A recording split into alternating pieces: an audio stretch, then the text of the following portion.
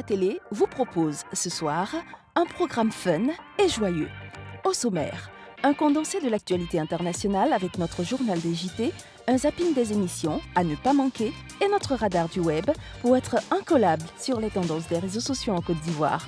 Nous aurons également le plaisir d'accueillir Joël Nianzou pour échanger sur l'actualité du secteur numérique ivoirien, suivi de notre chroniqueuse du jour, Bintou Karamoko, qui fera un point sur vos avis concernant les boissons alcoolisées et énergisantes. Pour finir en beauté, Maïmouna Koulibaly partagera avec nous sa passion du tourisme. Tout cela présenté avec le sourire de Jean-Michel Aunin. Allume la télé, c'est maintenant. C'est bien ça, avec le sourire. Merci beaucoup, ma très chère. Et bonsoir à vous, mesdames et messieurs. Merci de nous avoir rejoints et surtout d'avoir allumé la télé sur RTI 1 ce soir. Un grand plaisir de devoir encore une fois vous servir. Vous le savez toujours, évasion numérique et actu seront le triptyque, particulièrement ce soir de ce numéro, qui se veut encore plus fun et plus enrichissant. Allez, sans tarder, nous allons tout de suite vous livrer l'actu tel que vécu, vu, partagé, senti par des rédactions d'ailleurs.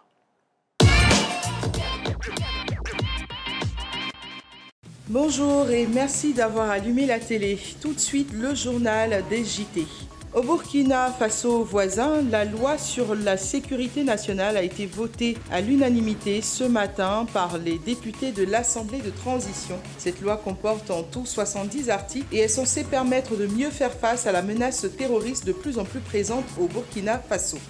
À la une de TV5 Monde ce matin, la synagogue de Griba en Tunisie, une nouvelle fois endeuillée. Une fusillade menée hier soir par un gendarme a fait 4 morts, dont 2 pèlerins juifs et 2 gendarmes. L'assaillant a lui-même été abattu, le quartier encerclé. L'identité du tireur n'a pas encore été communiquée et l'enquête se poursuit pour déterminer ses motivations. Le ministère tunisien de l'Intérieur refuse pour l'instant d'évoquer une attaque terroriste.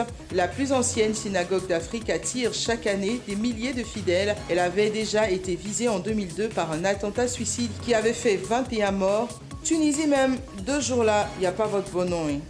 On est assis par terre, on vous regarde seulement.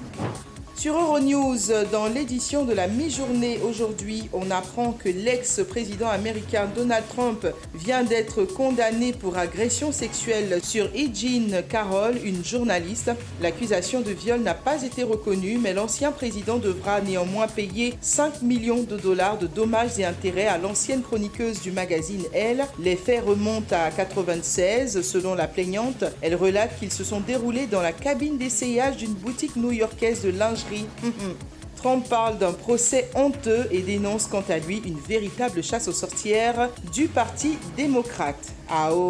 Affaire Dominique Strauss-Kahn et Awa Diallo bis. Vos braguettes vous créent trop de problèmes, messieurs. Sachez les tenir.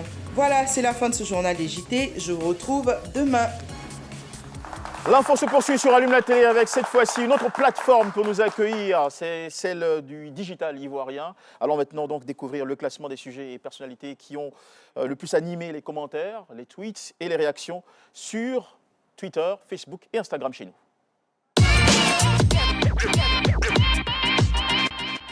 Le radar du web va tout de suite s'ouvrir sur Facebook avec en numéro 5 des images d'Emmanuel Keïta sans make-up, donc sans artifice, dans une boîte de nuit, images qui ont enflammé la toile. Si certains internautes trouvent qu'elle gagnerait à s'afficher de plus en plus de manière sobre, d'autres se disent choqués du vrai visage de la jeune dame. 298 000 interactions comptabilisées ces dernières heures à ce sujet.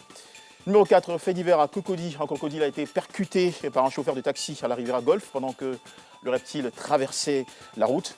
Alors que certains s'inquiètent pour la sécurité des uns et des autres, plusieurs internautes se sont imaginés des sauces délicieuses contenant, tenez-vous bien, des morceaux de la victime. 421 113 interactions ont été produites par ce sujet en 4 heures de temps seulement. On regarde un extrait.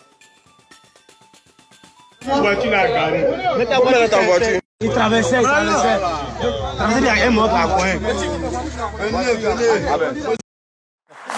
Et voilà, troisième dans les tendances, une femme répondant au nom de Nancy Payne, a affirmé sur des antennes de OK FM, une radio libérienne, être la mère biologique de l'international ivoirien Franck Kessié. Accompagné de 2 autres fils, la libérienne a déclaré que le milieu catalan est né d'un père ivoirien qu'il avait ramené en Côte d'Ivoire alors qu'il n'était encore qu'un garçonnet. 502 056 interactions ces dernières heures ont été constatées. L'ouverture du score par le Real de Madrid, la polémique autour de l'égalisation du City et la triste nouvelle selon laquelle un jeune serait décédé à Conakry suite au but de Vinicius font de ce sujet le deuxième plus populaire avec 602 056 interactions ces 14 dernières heures. Et puis le hot topic du méta aujourd'hui, c'est bien Suspect 95, le rappeur engrange des records, top tendance sur plusieurs sites et applications de streaming, et ce, dans de nombreux pays africains. La comparaison entre Didi B et lui ne s'arrête plus, et pourtant Didi B fait partie des personnages publics qui n'ont pas hésité à féliciter Suspect dès la sortie de son tout nouvel album, 835 398 interactions notées ces 12 dernières heures. Sur Instagram, à présent, toujours dans le radar du web, le numéro 3 dans les tendances est Stromae. L'artiste a annoncé l'arrêt total de sa tournée pour cause de santé, de quoi inquiéter sa fanbase, puisque la Multitude Tour avait déjà été partiellement mise en arrêt avec l'annulation d'une quinzaine de dates. Secondo, Kaes Bloom et Axel Merrill, le rappeur gospeler. Kaes Bloom serait-il jaloux des records de vues d'Axel Merrill? C'est en tout cas ce que pensent plusieurs internautes après les propos qu'aurait tenus Kaes Bloom faisant allusion à un certain record de vues en une journée. Insolite à Cocody, c'est le fait qui a bien sûr battu tous les records sur Instagram aujourd'hui. Donc le crocodile, victime de l'accident à la rivière Golfe, qui se retrouve au cœur des intérêts, au centre des intérêts de cette journée. Du côté de Twitter, le radar affiche la Russie au 3e plan. Pour information, la Russie a fait sa démonstration militaire annuelle ce 9 mai et le président russe Vladimir Poutine a estimé que le monde était à un tournant tout en accusant à nouveau les pays occidentaux d'orchestrer une guerre contre son pays. Au second, la confrontation Real City, qui a suscité, tout comme sur Facebook, énormément de tweets. Et puis le record de la journée a été battu sur Twitter par la nomination de Chantal Nanaba Camara au poste de président du Conseil constitutionnel. L'info a fait un tabac sur le réseau, remplaçant ainsi M. Kone Mamadou. Chantal Nanaba Camara, magistrat hors hiérarchie, groupe A, échelon unique, est à ce jour la première femme à diriger cette instance. L'annonce de sa nomination a été applaudie par plusieurs femmes sur la toile. En image, un court extrait de cette nomination historique. De la présidence de la République. Le président de la République, son Excellence M. Alassane Ouattara, a signé ce mardi 9 mai 2023 un décret de nomination au Conseil constitutionnel. Ainsi, Madame Chantal Nanaba Camara, magistrat hors hiérarchie, grade A, échelon unique, est nommée présidente du Conseil constitutionnel pour une durée de 6 ans. Et voilà. Elle est donc entrée définitivement dans l'histoire. On met des j'aime, voilà, comme ça, des pouces levés. À quoi? À cette vidéo d'un apprentissage pas très évident. Wow!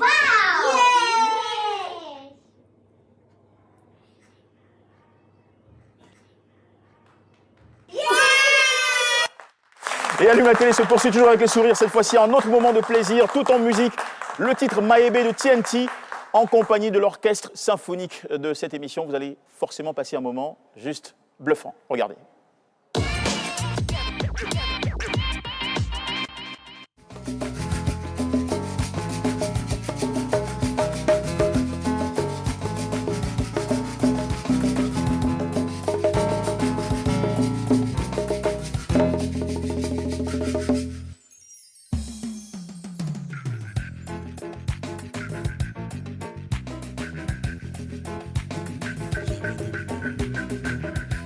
TNT Family, Shelby Production, Mehdi et Joe, Maébé, 12 raisons. Maébé, oh Maébé, oh Maébé, oh Maébé, Maébé, oh Maébé, oh Maébé, oh Maébé, Maébé, oh Maébé.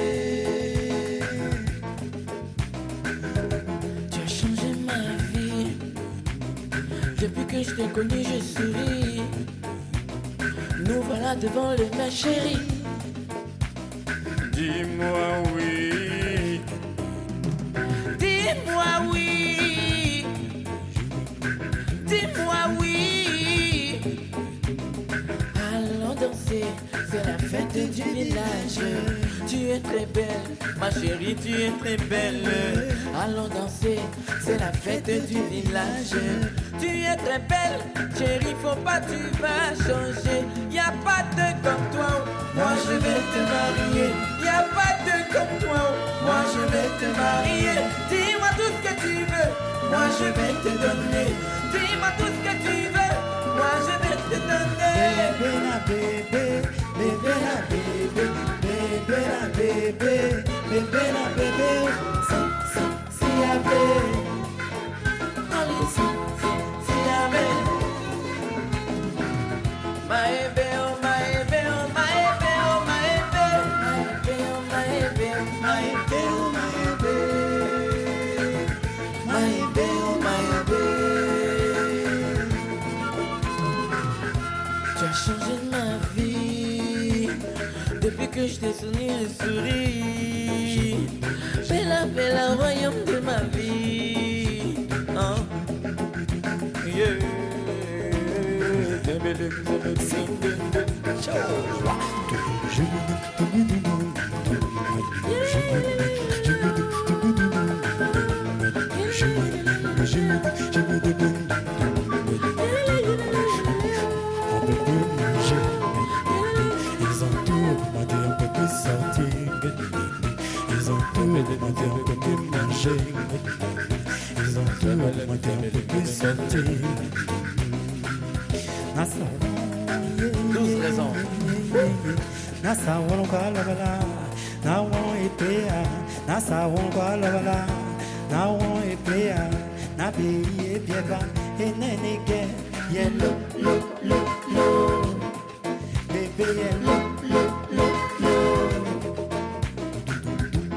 Boyadi, pati kek le miso. Australia minha mãe não é, é fan da Yolife. Menum la mão, vesti e canhão. Na yede que, vesti e canhão.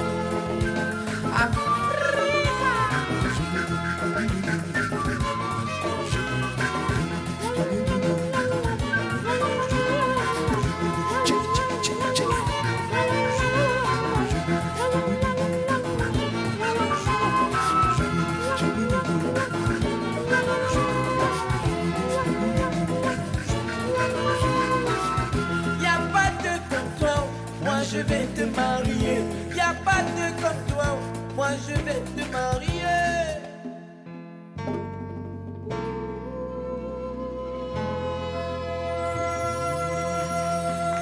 Et un grand bravo à Mehdi et Jojo qui ont allumé le studio live d'Allume la télé ou d'ALT. Un grand plaisir de les avoir reçus dans cette belle ambiance qui a été emmenée par notre brillant chef d'orchestre philharmonique. C'est bien sûr notre cher Fétéo. Et puis on embrasse tous ces brillants ou disons prodigieux instrumentistes avec cette section strings juste phénoménale. Bravo donc au groupe pour lequel je suscite encore une fois vos ovations, cher public. Merci beaucoup. Ce soir, dans Allume la télé, c'est un sujet de santé publique qui a suscité le dossier ou la formulation de la thématique du dossier qui allume, dossier pour lequel nous convoquons sans tarder notre cher Bintou Karamoko.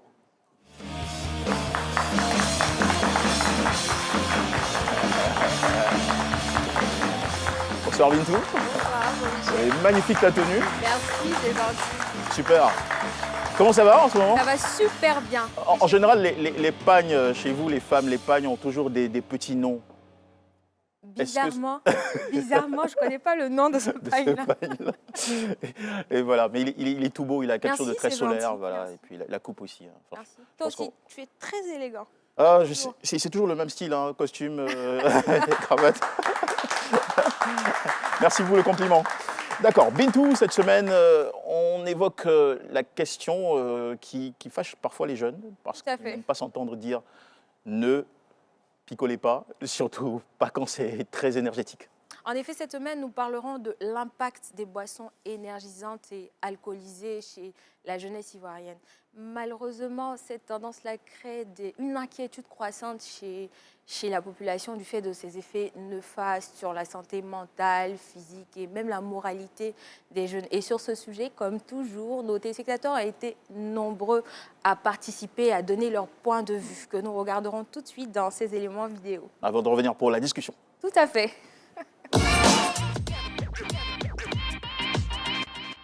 Je suis Mohamed Silla, étudiant en master droit des collectivités territoriales.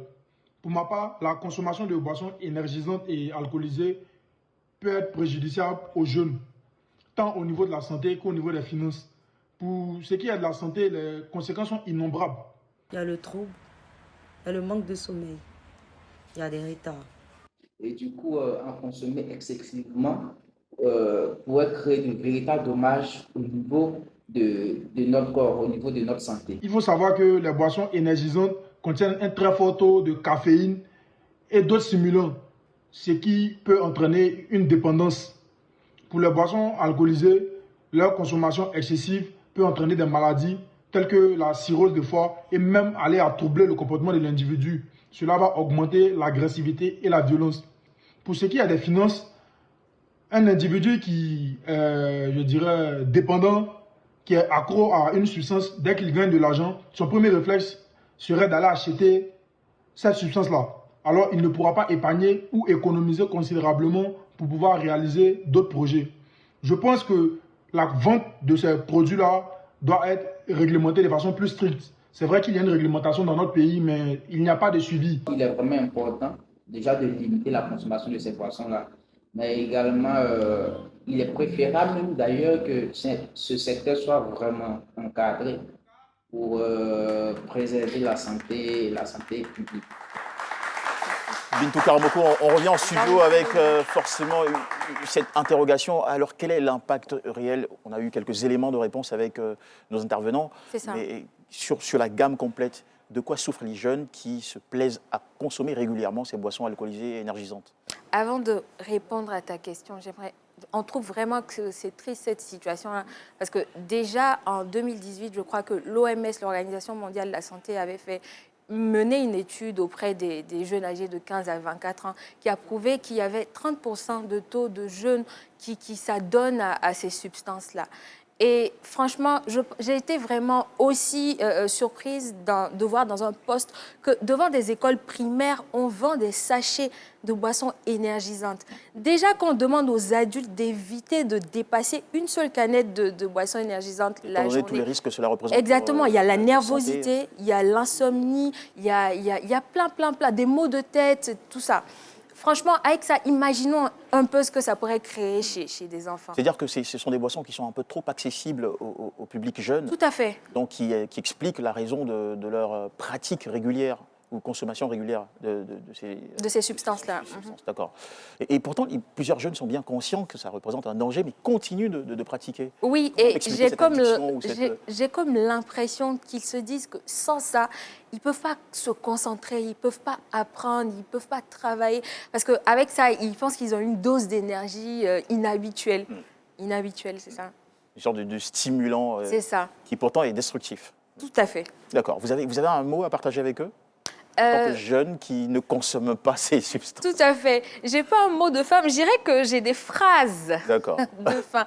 Je demande à ces jeunes-là qui me regardent présentement, franchement, évitez d'abuser de ces substances-là parce que ça pourrait vous créer de graves problèmes de santé tels que des troubles digestifs, des cancers, des maladies cardiovasculaires. Parce que sans ça, là, vous pouvez vous concentrer, vous pouvez travailler, vous pouvez barrer comme vous voulez. Et dans ce même contexte-là, j'aimerais demander aux autorités compétentes qui nous regardent présentement d'élaborer plus de politiques qui visent à réduire la distribution et la production de ces substances à la population jeune et trouver plus d'alternatives saines. Parce que je pense qu'avec la population, quand je dis avec la population, je parle aussi avec les autorités, je pense qu'on pourrait vraiment endiguer ce fléau-là. D'accord. Vous demandez donc des prises de mesures assez fermes. Tout à fait. En ce sens, dans le sens de l'intérêt public ou de la santé publique des plus jeunes. Parce que c'est possible. Est-ce que vous avez des personnes autour de vous qui souffrent des conséquences de cette consommation régulière des boissons énergisantes? Moi, j'avais une amie qui était très accro à ce type de boisson et qui me disait un jour qu'elle a dû stopper parce qu'elle a remarqué qu'elle était allée une fois à l'hôpital et se plaindre de palpitations cardiaques. Et après interrogation du médecin, elle s'est rendue compte que tout ça était lié à cette consommation régulière de boissons énergisantes. Je connais quelqu'un, effectivement, que j'ai vu même aujourd'hui qui souffre non seulement de ça, mais de l'abus des substances telles que la drogue, ce qu'ils appellent généralement en jeune le sang acquis. Je l'ai vu aujourd'hui. Aujourd'hui, il vend de l'eau. Il est d'une famille aisée, mais il vend de l'eau sur la route. On ne le reconnaît pratiquement plus. Pourtant, c'est quelqu'un de très intelligent, plein de ressources. Voilà. Et franchement, c'est triste. C'est triste. Je pense que les parents ont essayé. Ils ont essayé, mais malheureusement. Le bonheur, ce n'est pas dans les excès. C'est malheureusement l'illusion de jeunesse qu'on a très souvent. C'est ça. Il faut avoir la mesure de l'équilibre. Voilà. Merci beaucoup. Merci à vous, Michel. Partager avec nous. Alors, comment on fait pour soumettre des vidéos? Alors, pour soumettre les vidéos, je pense que tout le monde le sait, mais on va faire un rappel. C'est toujours important. Vous pouvez nous envoyer vos vidéos au 05 65 42 46 10 pour le prochain thème. D'accord. Allez, on vous retrouvera donc avec plaisir la semaine prochaine, même heure. Bon retour. Merci. Toujours en gardant le style. Vous suivez Allume la télé. Ici, le rendez-vous, c'est tous les soirs, 18h15. Et nous avons donc le plaisir maintenant d'évoquer une actualité en compagnie d'un invité qui va nous rejoindre. Le 31 mars 2023 se tenait à Abidjan une soirée haute en couleurs marquant la 2e édition des Awards de la presse numérique de Côte d'Ivoire. Rendez-vous d'excellence pour le milieu, devenu incontournable. Nous sommes rejoints ce soir donc par le promoteur de cet événement, Monsieur Joël Nguessan, qui est le président de la plateforme de la presse numérique de Côte d'Ivoire, qu'on retrouve juste après cette transition. Et on tire le rideau pour recevoir notre invité.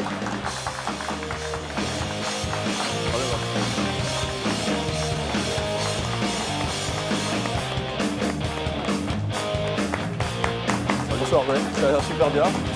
Bienvenue. Joël Nianzou, c'est un nom qui est bien connu dans le milieu. Merci. Bonsoir et merci pour la générosité de votre temps, très cher. C'est moi qui vous remercie pour la lucane offerte à la plateforme de la presse numérique Côte d'Ivoire. Je vous en prie, elle est toute méritée.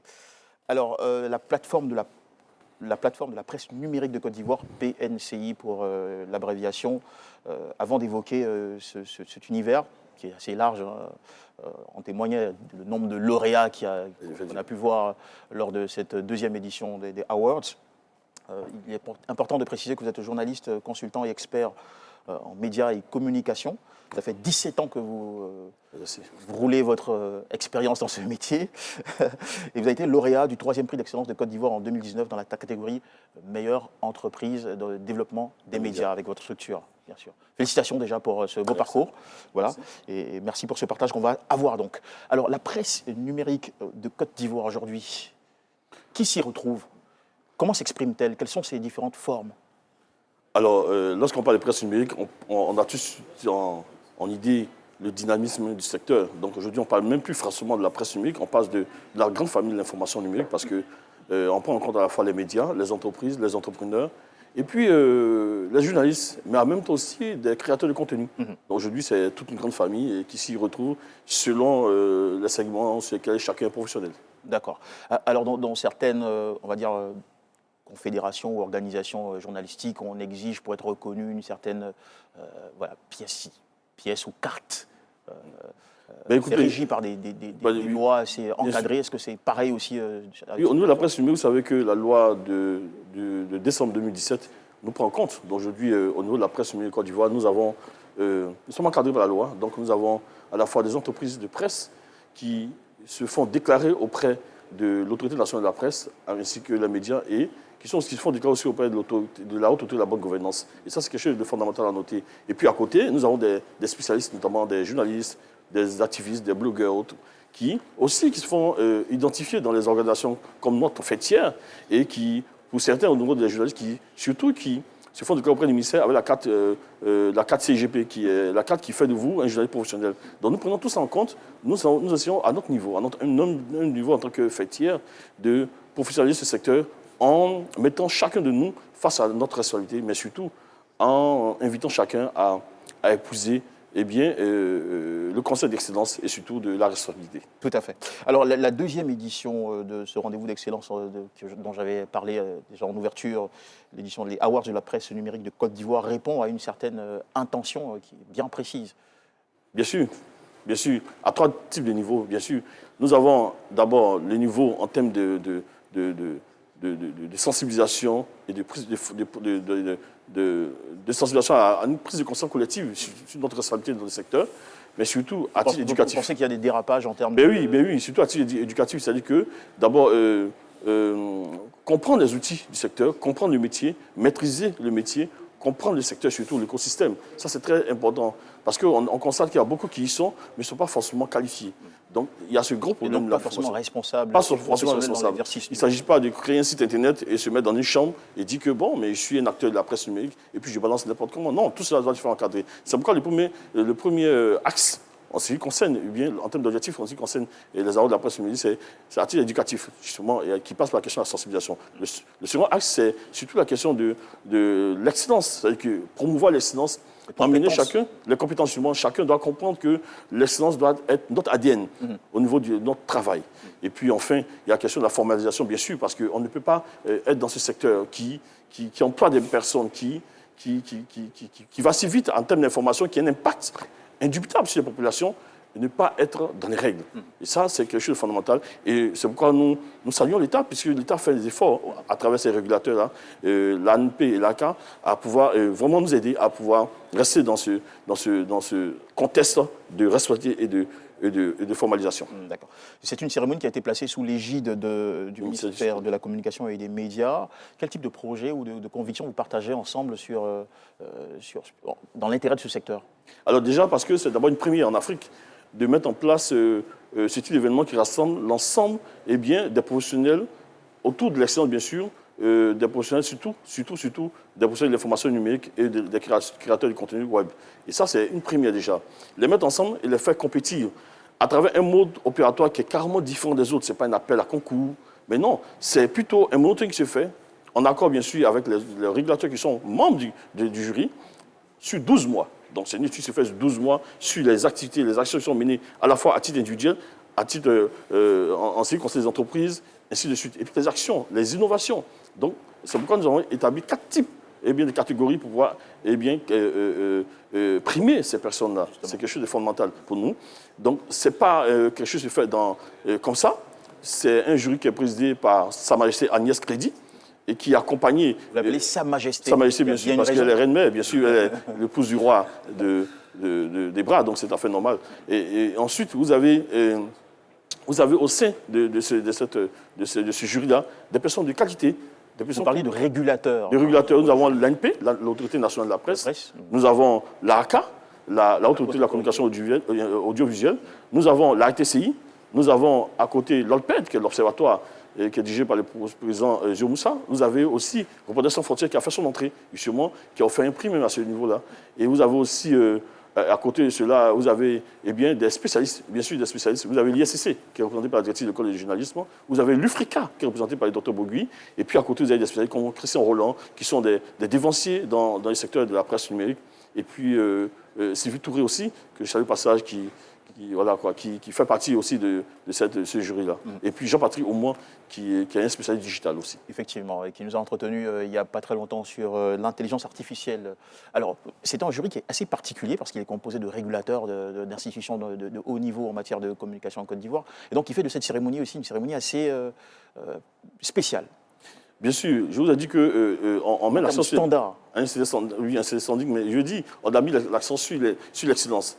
Alors vous savez que l'État, actuellement, se bat pour que nous puissions être des professionnels d'excellence. C'est tout à fait normal. Donc le ministère même organise au niveau national, le gouvernement organise au niveau national, justement, le prix d'excellence dont vous avez parlé, j'étais 3e prix d'excellence en 2019. Mais c'est ça. Donc on nous met l'accent dans nos secteurs qui concernent sur cette question-là. C'est pourquoi on a pris un jury de qualité.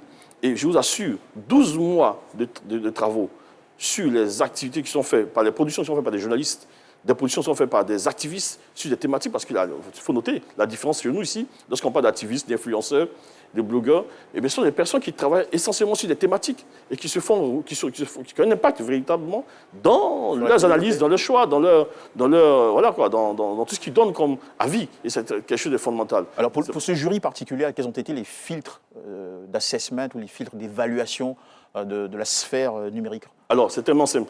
Je vais parler d'abord de monitoring. Il y a un monitoring qui se fait sur 12 mois avec une équipe au niveau de l'Observatoire, au niveau de la presse, de la PNCI, donc qui est faite. Et ce monitoring-là est présenté auprès du jury en plus. Donc, à côté, nous avons les régulateurs aussi qui ont leur façon de travailler. Ils ont leur monitoring, ils ont leurs observations. Donc, c'est tout ça en met ensemble. Et lorsque le jury finalise, lorsqu'on tombe d'accord sur le contenu, donc il faut vérifier que, par exemple, le journaliste qui a été nominé à travers son média qui a été nominé, est-ce qu'il respecte les conditions? Parce qu'il y a des conditions, bien sûr. Est-ce que, par exemple, il a la KCGP, c'est une des premières conditions? C'est une condition éliminatoire. Donc, et quand ils finissent tout ce travail-là, et après, ils nous fournissent bien leurs travaux. À travers les travaux, maintenant, le verdict. Mais c'est le verdict qui prend en compte maintenant les nominés. Donc, il y a une présélection qui est faite. Les nominés. À travers les nominés, maintenant, on travaille essentiellement maintenant sur les actions, sur 12 mois de chacun. Et je vous assure que c'est fastidieux, mais ça prend le temps qu'il faut. Mais c'est l'innovation d'ailleurs, parce que la première année, ce n'était pas le cas. La première édition, cette édition, ça a été institué. Et c'est important parce que ça permet aux différents lauréats de savoir que, ouais, ils ont travaillé, bien sûr, on les a évalués sur 12 mois. Et c'est fondamental. Tout à fait. Il y avait 22 lauréats au cours de l'édition 2022. Donc, c'est-à-dire que l'édition 2023 n'est pas loin. Alors, 22 lauréats, ça fait tout un chiffre. Hein. Ouais, effectivement, il y a 4 catégories. Il y a la catégorie des prix individuels qui prend en compte, je cite, le journaliste web, meilleur journaliste web de l'année, meilleur influenceur web de l'année, meilleur activiste web de l'année, meilleur blogueur de l'année, meilleure initiative féminine, meilleur entrepreneur web de l'année. Ensuite, il y a le prix entreprise, donc la meilleure entreprise du secteur. Numérique.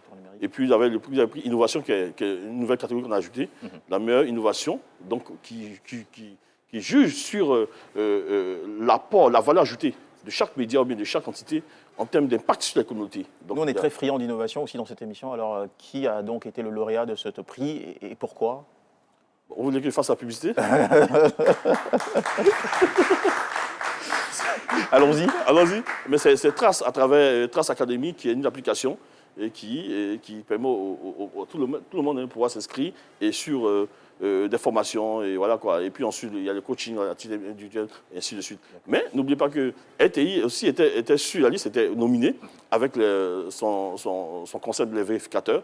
Donc voilà. Et voilà, ok. C'est-à-dire qu'on fait partie des méritants aussi. Des méritants, voilà. L'année dernière, vous étiez a fait la première édition de lauréat. Et n'oubliez pas que les autres catégories, il y a la plus grosse catégorie, c'est la catégorie des médias, des prix médias. Parce que là-bas, il y a 3 sous-sections. Donc il y a les prix thématiques, donc enfin les typologies, parce qu'il y a des typologies de médias qui existent. Et puis les prix thématiques, ensuite le prix de digitalisation. Donc la meilleure réussite en termes de digitalisation est primée. Voilà. D'accord. Et cette année, vous avez placé, on va dire, le prix spécial du jury a été attribué à Dr Aminata pour son activisme dans le domaine de l'éducation avec les librairies Kena. Vous pouvez nous pousser un petit mot sur ce profil? Alors, la particularité de cette dame, c'est qu'elle est influenceuse des influenceuses. Elle a impacté certaines personnes qui sont influenceurs aussi, qui sont des blogueurs aussi. Et parce qu'elle amène justement à un amour à la lecture. Elle essaie de nous faire comprendre, prendre conscience sur l'intérêt d'une lecture, de la lecture, qui nous permet de pouvoir être, d'être instruits, certes, mais de pouvoir comprendre le monde, l'environnement du monde. Et c'est là, encourager ce type d'activité qui emmène les jeunes filles, les enfants, à pouvoir écrire, à pouvoir lire plutôt, à pouvoir s'approprier des ouvrages littéraires et ainsi de suite. C'est quelque chose de formidable. D'ailleurs, ce n'est pas nous qui reconnaissons seulement son travail. Son travail est reconnu au niveau international. Et cet impact-là, nous avons voulu marquer une touche particulière. En tout cas, le jury a été fasciné par ces façons de pouvoir travailler et puis informer à travers les réseaux sociaux comment elle réussit à embobiner à prendre tout le monde, à sensibiliser à travers les réseaux sociaux, faire comprendre l'intérêt de la lecture. Et ça, c'est quelque chose de fondamental. C'est une femme. Et puis, elle a une forme de féminisme qui est criade. Parce que on la reconnaît tout de suite à un événement avec son voile. Et elle est très ouverte, elle est très brillante aussi. Très brillante. la 3 doctorale, il paraît. En tout cas, nous, c'est quelque chose de fondamental pour nous. Et voilà, ce sont des modèles. En fait, derrière, le prix spécial, voilà, c'est aussi dit que c'est un modèle. En ce moment, là, voilà, on peut l'apercevoir. Voilà, donc c'est ça. C'est la tenue verte. La tenue verte, c'est un modèle, c'est ça. C'est ça. Et je demande à tout le monde, c'est ce qu'on appelle être influenceur. C'est ce type de modèle qu'il faut suivre. C'est vraiment fondamental. Ce n'est pas des personnes qui viennent faire des directs sur les réseaux sociaux, insulter, dire n'importe quoi. Non, c'est pas ça. La Côte d'Ivoire... Même quand ça marche, c'est pas ça. Non, c'est pas ça. La Côte d'Ivoire, c'est défini dès le départ comme un pays d'excellence. Et ça, il faudrait qu'aujourd'hui, on se batte tous pour cela. Mais qu'est-ce que votre plateforme, justement, face à ce type de dérapage sur le numérique? Parce que, bon, on pourrait le considérer comme une sorte, en juger vos propos, une sorte de pollution sur le numérique. Qu'est-ce que vous faites pour juguler ces flux, ces fléaux? Déjà, c'est déjà répondu à travers les awards.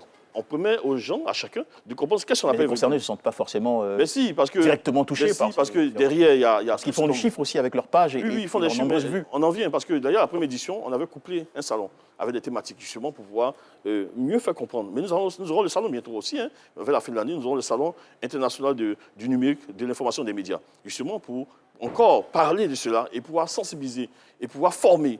Alors, derrière nous, ce qu'on fait au niveau de la plateforme de la presse numérique, c'est que nous mettons un accent fondamental sur la formation. On ne fait que former les jeunes. Nous avons une déclinaison jeune chez nous qui s'appelle PNC Academy. Nous avons, en marge de cet événement, nous avons fait une formation justement à l'UF de 50 jeunes justement sur cette thématique concernant le digital, l'usage digital et autres. Et ça, c'est quelque chose d'important pour nous. Donc, on met l'accent sur selon nous, pour nous, en formant, en sensibilisant, en formant, eh bien, on pourra atteindre... et en récompensant aussi. En récompensant aussi, on pourra, les meilleurs. Voilà, on pourra changer les choses. Mais on a besoin d'être accompagné. C'est pourquoi je salue justement le ministère qui, à travers l'ASDM, l'Agence de soutien et développement des médias, dirigée par M. Meïté Sindou, eh bien, nous a accompagnés justement pour pouvoir réaliser eh bien, cet événement. Et voilà. Donc, il faudrait aussi des personnes comme vous qui êtes là, vous puissiez accompagner justement cette initiative à travers la participation collective justement sur ce type d'activité pour pouvoir être des personnes de qualité sur les réseaux sociaux. Tout à fait. Alors,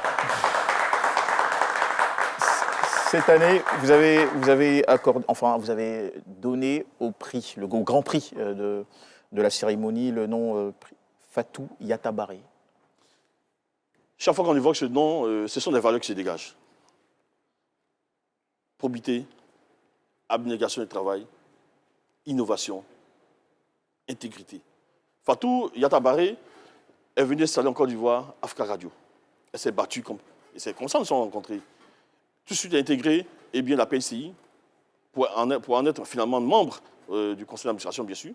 Et tout de suite, elle a compris notre concept qui était d'accompagner, d'œuvrer justement à cette presse de qualité au niveau du numérique.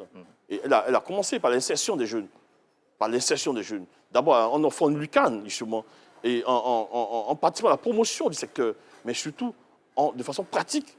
Elle a aidé les jeunes à pouvoir avoir du boulot, à pouvoir être formés dans son entreprise. Fatou, c'est ça.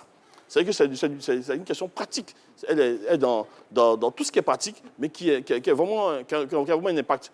Et tous ceux qui ont témoigné d'elle, c'est quelqu'un qui se démarque par son abnégation dans le travail. Et pour nous, c'est quelque chose de fondamental aussi. Donc, Fatou, c'était important pour nous, au niveau de la plateforme de la presse numérique Côte d'Ivoire, de lui rendre hommage à travers ce prix-là. Parce que justement, Fatou était la première personne qui a participé à la promotion de ce prix-là au niveau international. Une femme singulière des médias qui méritait donc toute cette reconnaissance. Voilà. D'accord. Parlons de médias, on a ici un regard qui est très ouvert sur tout ce qui se passe sur les télévisions et sur le digital en Côte d'Ivoire et même à l'étranger aussi. Nous allons donc vous proposer, à vous et à tous ceux qui nous suivent en ce moment, le zapping de 125 et plus. À vendredi. Nous n'oublierons jamais l'immense soutien que son Excellence, Monsieur le Président de la République, a apporté à notre frère et tout le soutien qu'il continue d'apporter à sa famille. Et lui dire que nous ne trahirons jamais l'esprit d'attachement de notre frère Amadou à sa personne. Une naissance royale. Une vie épiée par les médias du monde. Charles, 4 ans, témoin privilégié du couronnement de sa mère, ne se doute pas des embûches qu'il devra surmonter durant les 70 prochaines années. Il a été un enfant qui n'a pas été aimé à la mesure de ce qu'il attendait. Une tentative d'assassinat contre Vladimir Poutine. Voilà donc l'accusation portée ce mercredi par la Russie contre l'Ukraine. La Russie dit avoir abattu 2 drones dans la nuit de mardi à mercredi. Des drones qui visaient, selon eux, le Kremlin, autrement dit donc le palais présidentiel russe. Est-ce que tu as vu Marcos? Général? Oui. J'ai pas encore vu le général. Je lui avais promis que j'allais attendre de le voir d'abord avant de voir Kim. D'accord. Donc tu devais voir le général avant de voir Kim. Voilà. Donc la réponse c'est que tu n'as pas encore vu Kim. Non, on s'est pas encore vu. On s'est pas encore vu. Hein? On s'est pas encore vu. Ah, vous vous êtes vu, mais vous n'êtes pas encore vu.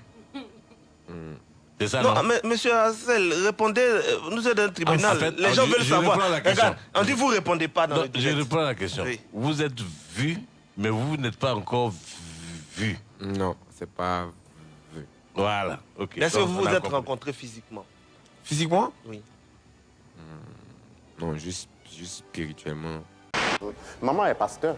Oui, ma mère est pasteur. Et elle chante aussi. Oui, elle chante. C'est d'elle l'inspiration de chanter. Oui, Allez. oui. Mais enfant des pasteurs, toi, tu n'as pas fait chante, tu n'as pas fait autre genre de musique, c'est coupé, décalé.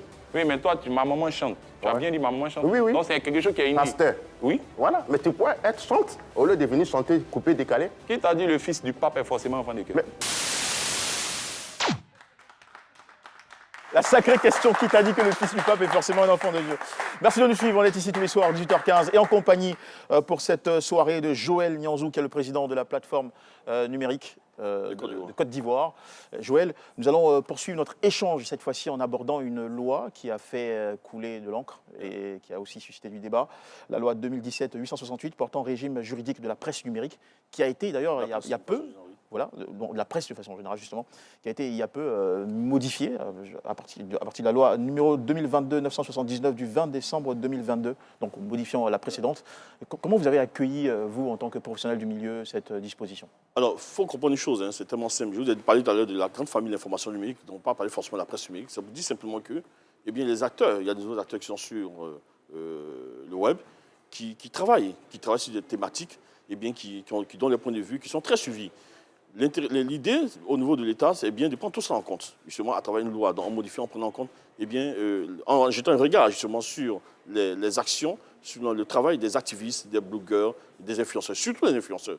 Donc, je crois qu'il y a un nombre limite en termes d'audience, c'est quoi? Ça fait 5 000, je crois, voilà, donc qui seront pris en compte. Donc, c'est un peu ça. C'est un regard que l'État jette sur... Quel est l'intérêt, quelle est la pertinence de cette loi à votre avis? Vous savez que... Est-ce que ça va vraiment changer? Vous savez très bien que le rôle des réseaux sociaux, et vous savez très bien que ces personnes-là se font aussi de l'argent, sont suivis. Donc, ils jouent un rôle. D'ailleurs, en termes de promotion d'action gouvernementale, ou bien d'actions privées d'entreprises, on peut les solliciter. Donc, vous êtes aussi d'accord avec moi que ces personnes-là peuvent avoir un impact dans la transmission de l'information sur la population, de sorte même à la fois entraîner, eh bien, entraîner, je sais pas, des actions qui pourraient pousser, enfin, entraîner des personnes à pouvoir poser des actions irréparables. Troubler voilà, public, ils ont une influence, voilà, donc il faut réaliser tout ça. Donc toutes ces personnes négativement les mœurs. Donc toutes ces personnes-là qui écrivent, qui s'expriment à travers l'audio et le visuel, et bien aujourd'hui, l'État a décidé de prendre en compte justement. Donc vous accueillez très bien cette nouvelle... Mais oui, parce qu'aujourd'hui, dans notre secteur, vous savez, il y a des journalistes, blogueurs, il y a des... En fait, toutes ces personnes-là travaillent comme telles, en termes d'information, et il faut mettre des enquêtes. Et ça, c'est important. Super. Il faut noter ça. Alors, quel va être le prochain challenge pour votre plateforme, la plateforme numérique de Côte d'Ivoire? Alors, la plateforme numérique actuellement en train de travailler déjà pour l'édition 2023. Et ça, c'est quelque chose de fondamental. Ensuite, nous préparons le salon qui va nous permettre de pouvoir comprendre le mécanisme du GAFA, et puis nous permettre aussi de pouvoir mettre en place un champ lexical justement du secteur. C'est très important. Et puis, à côté, nous avons d'autres activités annexes. Beaucoup d'activités annexes, notamment concernant les jeunes. Comme je l'ai dit, nous avons 3 incubateurs au niveau de la PNC. Et d'ailleurs, c'est la première fêtière incubatrice en Afrique subsaharienne.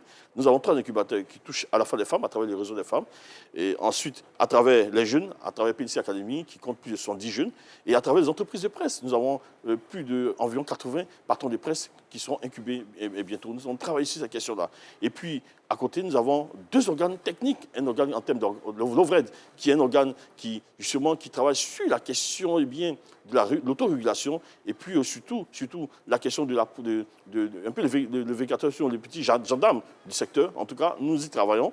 Et puis, vous avez un peu le PAV Web, qui est le pôle de vérification d'analyse web, que nous essayons de pouvoir mettre en place. Nous espérons vraiment être accompagnés par les institutions et les organisations justement sur la question, parce que cela reste fondamental. La question des fake news, il faut savoir fact-checker, comprendre le mécanisme. Et puis, à côté, comme je dis, nous sommes avant-gardistes, nous travaillons sur tout ce qui est fintech, tout ce qui est blockchain, tout ce qui est intelligence artificielle. Vous aurez bientôt une formation là-dessus. C'est bien ça, tout ça. On apprécie énormément le travail abattu.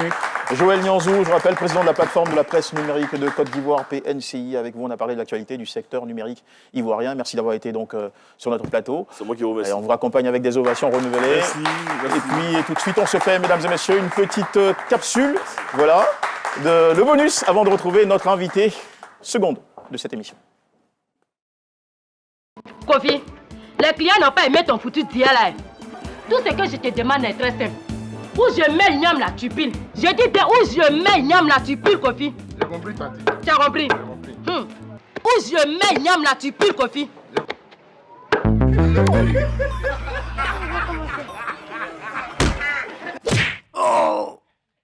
Nous sommes de retour en plateau, mesdames et messieurs. Merci de nous suivre. Notre seconde guest est la directrice générale de Moondrive, une entreprise qui propose depuis 2018 des balades touristiques à sa clientèle. C'est avant tout une passionnée de tourisme qui en promeut les atouts nationaux, conscient des challenges du secteur. Elle a initié depuis 2 ans un concept qui marche très bien, qui s'appelle l'apéro du tourisme et qui lui a valu en 2022 le prix de la meilleure start-up de l'industrie touristique ivoirienne, avec elle on abordera justement aussi l'actualité, les rêves, les frissons de ce domaine. Merci de recevoir, s'il vous plaît, avec moi, des ovations bien appuyées, notre chère Maïmouna Koulibaly. Maïmouna Koulibaly, bonsoir et bienvenue. Bonsoir Jean-Michel. Comment allez-vous? Ça n'a pas été facile de nous rejoindre? Pas du tout. Pas du tout. Là, c'est l'essentiel. Voilà, merci de me recevoir sur ce plateau. Un vrai plaisir. Quel est le cœur de métier de Moondrive, l'entreprise que vous dirigez? Il nous reste un quart d'heure d'émission, donc on va aller dans un esprit de synthèse.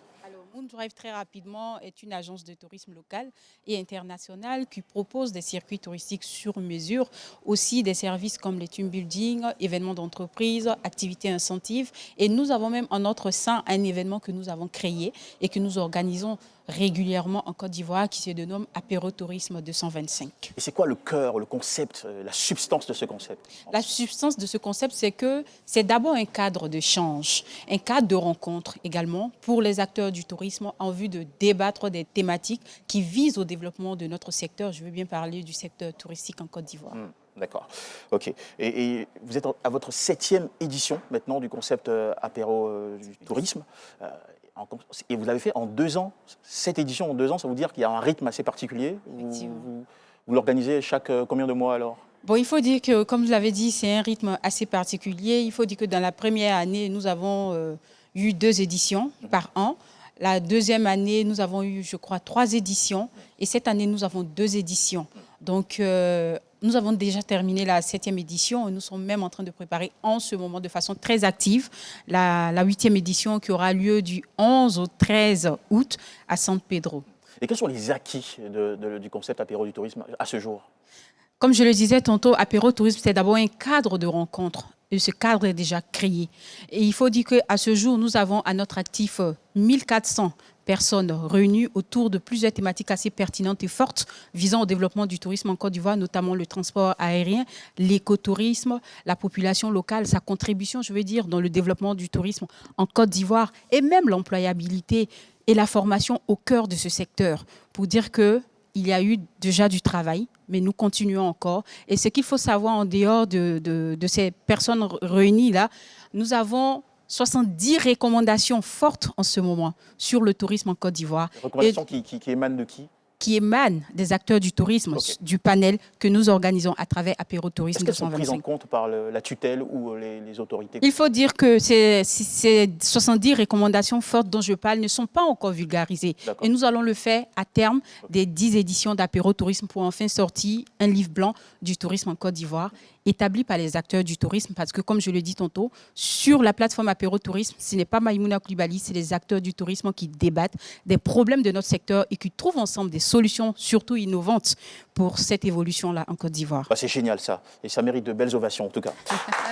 Alors, vous avez souligné un point très important, c'est l'importance de l'implication des communautés locales dans le développement du tourisme. C'est l'un de vos chevaux ou grands chevaux de bataille en ce moment. Effectivement. Il faut dire que c'est ça, justement, comme vous l'avez dit, le cœur et l'essence de notre allée, on va dire, à l'intérieur du pays. Nos actions terrain. Voilà, nos actions terrain, parce que nous avons passé 6 éditions à Abidjan et il était important pour nous, au contact de cette population locale-là, qui constitue en fait ce tourisme local dont nous parlons tant. Donc, les artisans, tout le monde, il faut prendre en fait toute cette population, toute la composante de cette population locale-là en compte, en commençant par les autorités administratives, les autorités coutumières qui sont en pole position au niveau de ces localités-là, qui peuvent aisément passer le message. Et enfin, descendre dans les villages, les hameaux, aller sensibiliser ces populations-là qui, dans leur village, dans leur campement, ont des sites touristiques, mais qui sont souvent méconnus de ces populations-là. Qui sont les vendeurs de ces sites? Ce sont ces populations. Qui organisent l'accueil des touristes? Ce sont ces populations-là. Mais s'ils ne se sentent pas pris en compte dans tout ce qui est en train d'être fait, concernés par ce qui est en train d'être fait, il y aura un hiatus, il y aura une cassure et ce n'est pas bon. D'accord. Quel est le type de relation que vous entretenez avec la tutelle, les institutions publiques de Côte d'Ivoire? Puisque le tourisme, ça va plus loin que votre structure, même si c'est vrai qu'elle est très appréciée et respectée. Ils sont très importants dans le dispositif aussi. Oui, effectivement. Alors, il faut dire que nous entretenons de très belles relations avec le pouvoir public, parce que l'un des objectifs d'ailleurs de cet événement, c'est de pouvoir impliquer tous ces pouvoirs publics-là en fait autour du tourisme, qui est un cœur d'activité qui peut nous permettre de... Vous avez leur adhésion, vous la sentez? Oui. Nous avons l'adhésion du ministère de tutelle, de notre ministère de tutelle, qui est le ministère du Tourisme. Nous avons eu à voir dans notre salle d'Apéro Tourisme 225 le ministère de la Jeunesse, avec à sa tête le ministre Mamadou Touré. Nous avons eu avec nous l'ambassadeur du Maroc qui était là. Nous avons également eu avec nous le ministère de l'Enseignement technique qui était là également, pour dire que tous ces pouvoirs-là sont impliqués dans tout ce que nous sommes en train de faire au niveau d'Apéro Tourisme. Et même pour terminer, nous avons eu également l'entremise du ministère des Transports en Côte d'Ivoire, parce que nous avons eu à mettre sur la table la thématique sur le transport aérien, la cherté. Voilà, des coûts des billets sur les vols domestiques. Donc, à cet apéro-là, il y avait le ministère du Transport pour dire que nous coopérons avec tous les ministères, en tout cas, qui peuvent avoir leur mot à dire. Comme j'aime à le dire, le tourisme est un secteur transversal. Même Jean-Michel Aunet, de sa petite position, arrive à contribuer au développement de ce tourisme-là. Tout à fait. Et on en parlera, ce tourisme interne qui se développe de plus en plus avec les destinations prises tous les week-ends par les Ivoiriens. Mais avant, je voudrais vous proposer de commenter quelques petites photos que nous avons, des photos de votre album. Voilà, on est allé chercher sur vos différentes pages et regardez. La première photo qu'on va nous envoyer, c'est donc celle-ci. Voilà, photo attendue par la régie. D'accord, en attendant qu'on ait tout ça. Alors, Maïmouna Coulibaly, quel est votre top 5 des plus beaux sites touristiques de Côte d'Ivoire, à votre avis? Alors, il faut dire que cette question a toujours été difficile pour moi quand je dois y répondre, parce que la Côte d'Ivoire est belle dans son entièreté. Elle est magnifique, elle est majestueuse. Mais en fait, comme dans chaque pays, il y a des intemporels. Il y a des sites, quand tu arrives en Côte d'Ivoire, il faut forcément les voir. Alors, pour parler de l'écotourisme, je vais commencer par ça, c'est le domaine Bini. Parce que le domaine Bini nous permet de visiter en fait le patrimoine, on va dire, écotouristique de la Côte d'Ivoire, c'est-à-dire des balades en pleine nature. Après, vous avez le tourisme selon les us et coutumes qui sont intégrés dans cet écotourisme-là, qui est de manger avec les 10 doigts qu'on appelle le festin des 10 doigts. J'adore l'expression, le festin des 10 doigts. Oui, le festin des 10 doigts. C'est une véritable balade touristique que le domaine Bini offre. Il y a le bain d'argile aussi. Oui, il y a le bain d'argile. C'est l'un des incontournables de la ville. Surtout aussi, on a des balades en pirogue quand vous retrouvez au domaine Bini Lagune, qui fait la fierté aujourd'hui de la Côte d'Ivoire. Donc, c'est un incontournable en Côte d'Ivoire. Alors, quand vous arrivez, vous pouvez faire un city tour à Abidjan. Là, je ne vais pas parler des sites touristiques spécifiquement, mais je vais parler d'un city tour qui est un circuit touristique. Quand vous voulez partir à l'intérieur du pays, dans le pays profond, vous avez la case des Nyonfoin que vous pouvez voir. Ah oui, c'est quelque part dans la périphérie du Korogo. Effectivement. Et après cela, vous avez du côté de numéro 2 C'est mon numéro 2. Du côté de Mans. Oh là là, Mans, quand je parle de Mans, je suis émue parce que c'est une très belle région. Vous savez que c'est là-bas que nous avons la dent de Mans, qui fait la fierté de notre pays aujourd'hui. Il y a un paysage qui est formidable. Effectivement, c'est un paysage époustouflant qui fait véritablement rêver. Donc la région de Mans fait partie, en tout cas, des villes incontournables en Côte d'Ivoire ici en matière de tourisme. Donc c'est votre top 3, on va dire. C'est mon top 3. Ok. Je crois avoir aperçu une des photos attendues. On va sûrement nous renvoyer. Voilà, c'était une photo, la photo tout à l'heure. La photo qui... D'accord. Bon, je pense que le mécanisme, en attendant que le mécanisme se mette en place pour les photos, est-ce que vous avez un avis, je veux dire, je parlais de ce tourisme interne qui se développe chaque fin de semaine. Ils sont nombreux, les Ivoiriens, qui prennent la destination de différentes villes de la périphérie d'Abidjan et même plus loin pour profiter du week-end. C'est un bon signe pour vous, pour le tourisme dans notre pays? Évidemment que c'est un très bon signe. Et le signe le plus palpable ici qui donne vraiment le courage d'avancer et de continuer à nous battre dans ce secteur-là, c'est qu'aujourd'hui, les gens arrivent pas à se passer d'Assini, mais à diversifier les destinations. Il fut un moment où quand on partait en week-end en Côte d'Ivoire, c'était Assini ou Bassam. Mais aujourd'hui, les gens y vont toujours, mais ils arrivent à aller aussi à San Pedro, aller visiter Monogaga, aller visiter Grand Bérébi et aller même dans le pays profond, à Mans, pourquoi pas, et même à Korogo. Donc c'est un satisfait pour nous en tant qu'acteurs du tourisme et ça nous donne encore le courage de nous battre. Tout à fait. Maïmouna Koulibaly, ça a été un plaisir de vous avoir sur le plateau d'Allume la télé. Je rappelle que vous êtes la directrice générale de Moondrive et commissaire générale de l'apérotourisme. On vous souhaite énormément de succès dans cette belle initiative, activité en faveur du rayonnement du tourisme en Côte d'Ivoire. Merci beaucoup. Et voilà, merci beaucoup. Merci à tous, cher public. Merci de nous avoir suivis à la maison. Et on se retrouve demain à 18h15 pour un autre numéro de votre émission Allume-la. Allez, bonsoir.